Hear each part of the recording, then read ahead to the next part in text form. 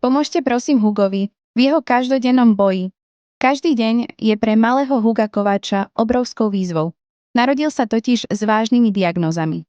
Trojkomorovým hydrocefalom a axiálnou hypotóniou celého tela.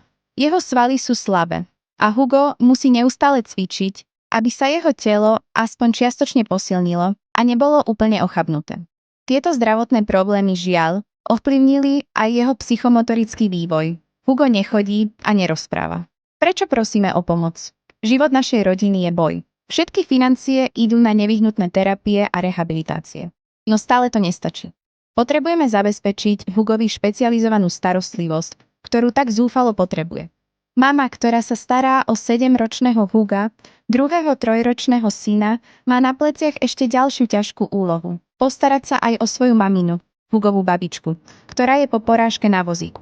Sú to 3 životy, ktorých osud závisí od podpory, ktorú im môžete poskytnúť. Ako môžete pomôcť?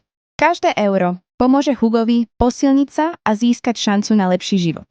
Pomôžte nám zabezpečiť mu nepretržitú rehabilitáciu, aby jeho telo úplne neochablo. Ďakujeme za každý dar, ktorý vráti silu do Hugovho tela a nádej do našej rodiny.